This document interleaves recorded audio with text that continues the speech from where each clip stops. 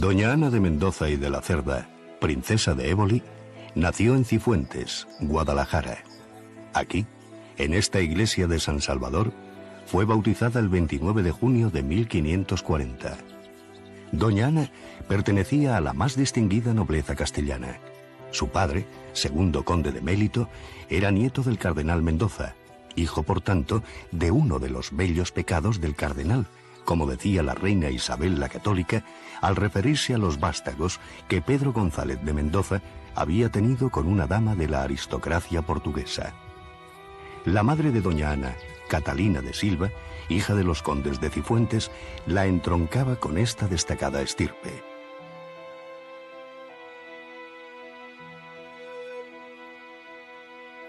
No fue dichosa la niñez de Ana de Mendoza. La vida conyugal de sus padres era un infierno, la convivencia horrible. Ana siempre deseó desesperadamente abandonar la casa familiar. De ahí su alegría y agradecimiento a la familia real, y en especial al príncipe Felipe, cuando éste concertó su matrimonio con Ruy Gómez de Silva, a quien en la corte apodaban el Portugués. Gómez de Silva era nieto del paje que la emperatriz Isabel, madre de Felipe, se trajo de Portugal.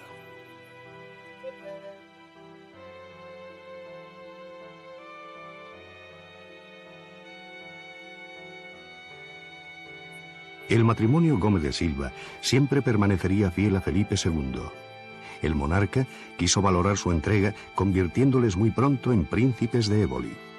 Después les concedería el título de duques de Pastrana.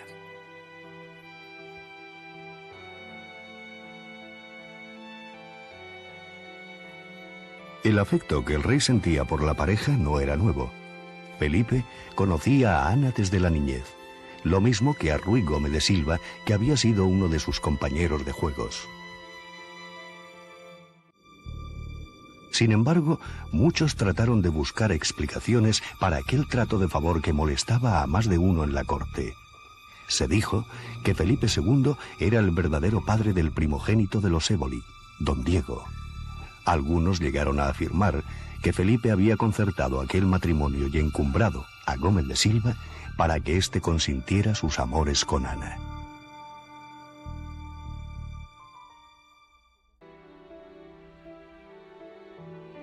Ruy Gómez de Silva se convirtió en la sombra del rey. A su lado estuvo en Londres cuando Felipe II se casó con María Tudor. Con él viajó por Europa y junto a su soberano luchó en San Quintín por los intereses españoles. De regreso en España, la relación entre Felipe II y Ruy Gómez de Silva se reforzaba cada día con vínculos que parecían indestructibles. Después del tercer matrimonio del monarca con Isabel de Valois, los príncipes de Éboli afianzaron aún más su posición. Ana, la princesa, se había hecho íntima amiga de la reina, que claramente la distinguía entre todas las demás damas. Juntas paseaban a caballo por las afueras de Toledo, donde entonces se encontraba la corte, y eran muy frecuentes sus salidas al campo.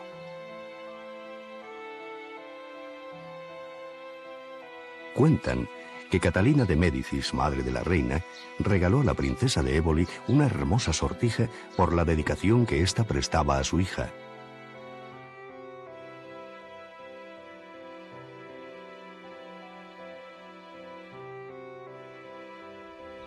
Cuando Felipe II decidió en 1561 establecer la corte en Madrid, los príncipes de Éboli vivían muy cerca del Alcázar, en el denominado núcleo fundamental de la nueva corte.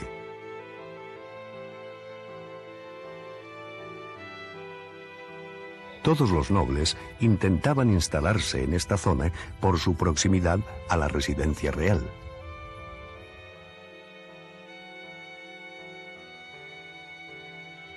Desgraciadamente, la casa de los príncipes de Éboli ha desaparecido, aunque se conoce el lugar exacto donde se encontraba. Se conserva el edificio anexo, conocido en aquel tiempo como la Casa de la Cueva. Más tarde se convirtió en el Palacio del Duque de Abrantes, después Embajada de Italia, y hoy es la sede del Instituto Italiano de Cultura.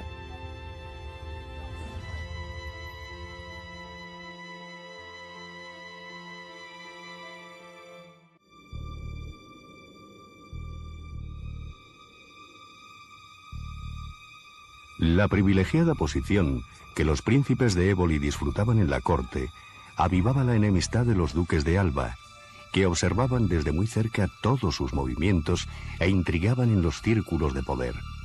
Deseaban ocupar el lugar de los Éboli al lado de los reyes. La rivalidad entre las facciones políticas que seguían al príncipe de Éboli y al duque de Alba será una constante en el reinado de Felipe II.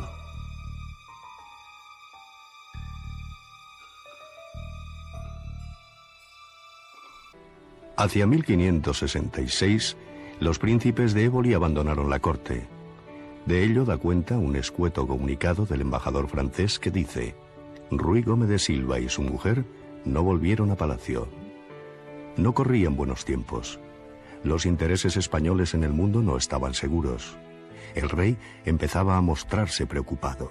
Incluso la reina, Isabel de Valois, no podía conseguir que el soberano volviera a ser el mismo.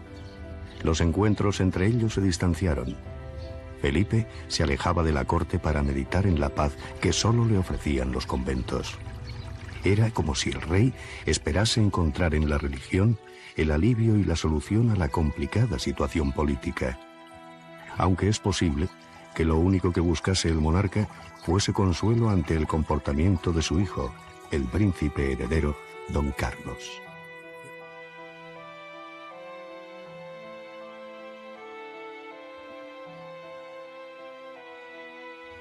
Ana de Mendoza y Ruy Gómez de Silva encontraron en Pastrana la paz y el sosiego. Aquí nacieron sus dos últimos hijos, Fernando y Ana, la niña que siempre permanecería al lado de su madre.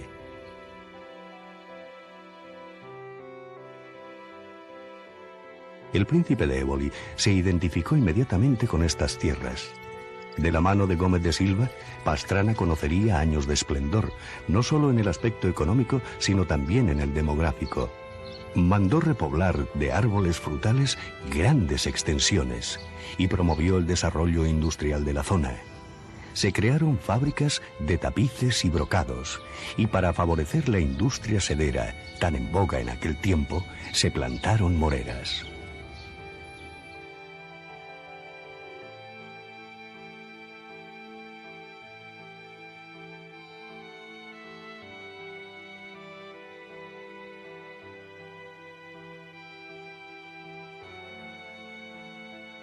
Aquí, en su ducado, fundaron los Éboli 3 conventos, uno de religiosas carmelitas muy cerca de su palacio y extramuros de la ciudad 2 destinados a frailes.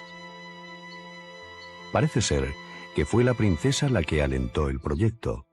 Determinados historiadores han querido ver en las fundaciones la mano de doña Ana, que no buscaba, según ellos, otra cosa que satisfacer su megalomanía. Sin embargo, es más probable que el influjo religioso que sobre ella ejerció doña Juana de Austria determinara tal decisión y empeño. Por otra parte, Ruy Gómez de Silva, perfecto conocedor del panorama religioso y mejor mediador entre Roma y Felipe II, vio con seguridad la conveniencia de participar de forma activa y clara en las reformas monásticas que Felipe acababa de poner en práctica.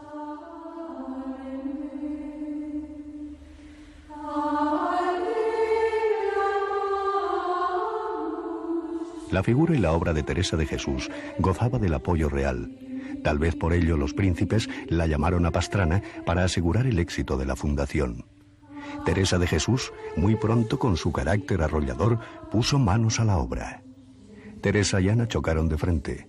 Ruy Gómez estaba allí para amortiguar los golpes. Teresa agradeció la intervención del príncipe de Éboli, al que atribuía mucha cordura. Pero aquella fundación estaba abocada al fracaso.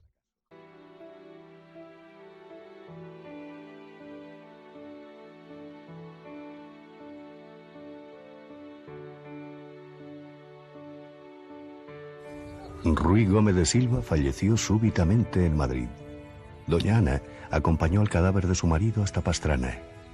Cumpliendo la voluntad de Gómez de Silva, su cuerpo fue sepultado en la iglesia colegial de Nuestra Señora de Pastrana que ellos habían fundado.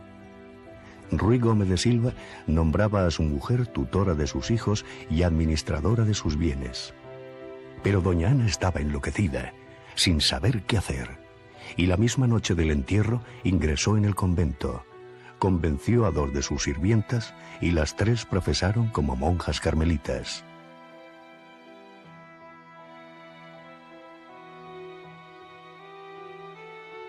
Muy pronto surgieron problemas entre doña Ana y las monjas.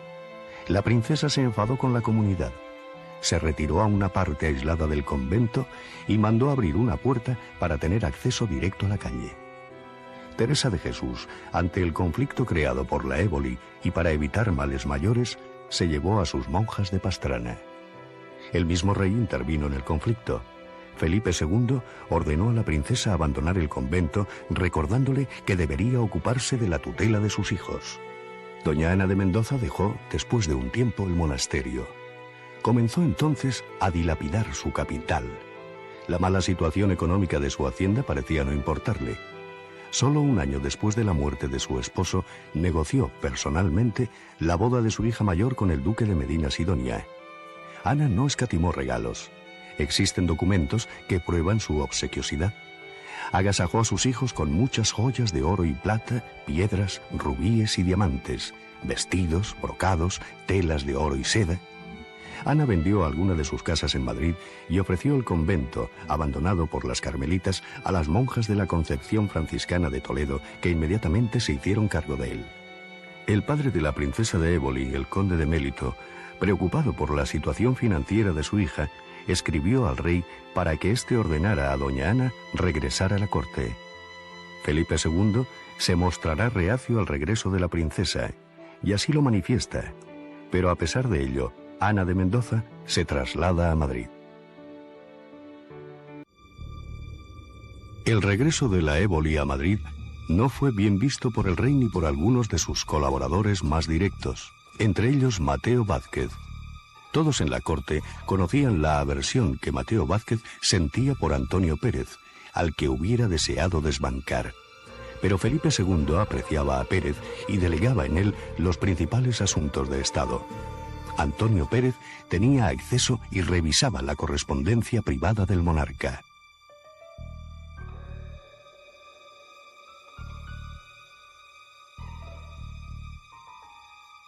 Antonio Pérez, tal vez, confió determinados secretos de Estado a la princesa. Es posible que Ana conociera las intrigas relacionadas con Flandes y más concretamente con don Juan de Austria, el hermanastro de Felipe II. Lo que sí parece seguro es que la éboli estaba al tanto del asesinato que terminaría con la vida de Juan de Escobedo, secretario de don Juan de Austria, aunque puede que el rey también lo supiera. A los 16 meses de la muerte de Escobedo, la princesa de Éboli, por voluntad del monarca, quedó arrestada en su domicilio. El mismo día, a la misma hora de la noche, Antonio Pérez sufría idéntica privación de libertad. En la corte, aquel decisivo paso del rey se relacionó con la muerte de Escobedo. Felipe II no se pronunciaba abiertamente. Es interesante destacar que el mismo año del asesinato de Juan de Escobedo, 1578, falleció en la batalla de Alcázarquivir don Sebastián, el hijo de doña Juana de Austria. Don Sebastián era el único heredero directo al trono de Portugal. Felipe II reclamó para sí la corona portuguesa, a la que también aspiraba la Casa de Braganza. La duquesa Catalina de Braganza y el rey Felipe tenían los mismos derechos. Ambos eran descendientes del rey don Manuel.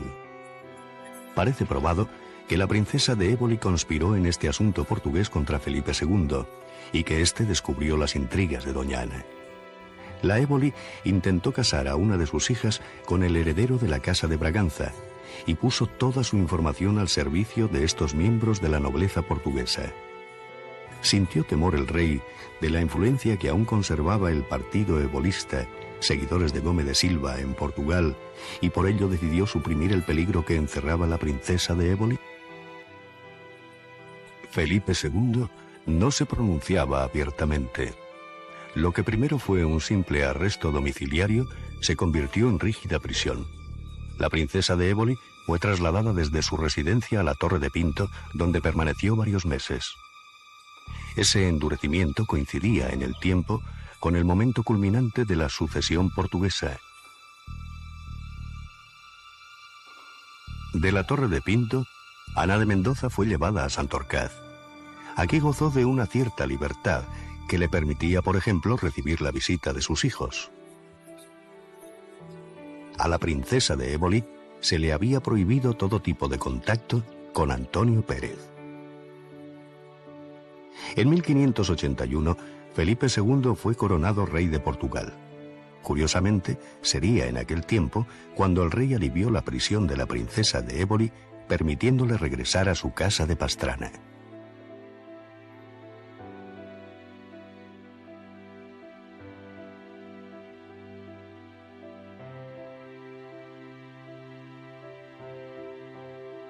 Pasaron los años, y la ansiada libertad de la princesa de Éboli, la merced real, no llegaba.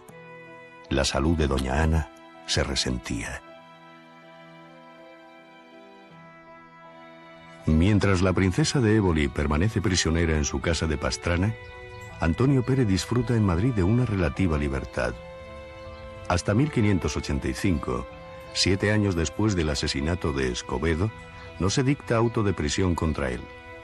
A partir de ese momento y durante casi 5 años, Antonio Pérez vivirá recluido en distintas cárceles, pero es un prisionero especial que goza de determinadas consideraciones. Sus contactos siguen siendo importantes y gracias a ellos podrá escapar de la prisión en 1590 cuando la situación se complica.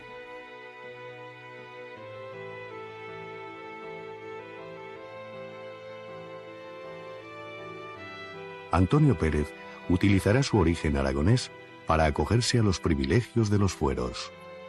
Diversos problemas protagonizaban entonces la situación política de Aragón. El llamado pleito del virrey extranjero, el enfrentamiento entre la monarquía y el reino, va a ser aprovechado por Antonio Pérez, que en Zaragoza se entrega a la justicia y pide ser procesado por este.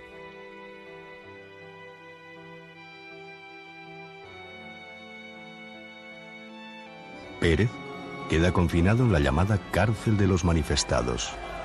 Cuando Felipe II intentó a través de la Inquisición apoderarse del prisionero, el pueblo de Zaragoza salió a la calle para impedir el traslado de Antonio Pérez a las dependencias inquisitoriales. El justicia de Aragón, Juan de Lanuza, se mantuvo firme en la defensa de las leyes forales y se negó a entregar a Antonio Pérez, lo que más tarde le costaría la vida.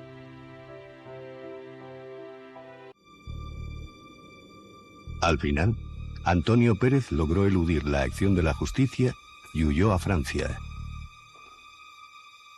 Felipe II ordenó entonces extremar el rigor de la prisión de la princesa de Éboli. Tal vez quería asegurarse de que ella no haría lo mismo. Tal vez la culpaba de haber ayudado a Antonio Pérez en su vida. ¿Quién sabe? Doña Ana de Mendoza nunca fue acusada formalmente del asesinato de Escobedo. ¿Por qué se le aplicó mayor severidad que a Antonio Pérez? ¿Por qué la encerraron? ¿Por qué no se le abrió proceso judicial?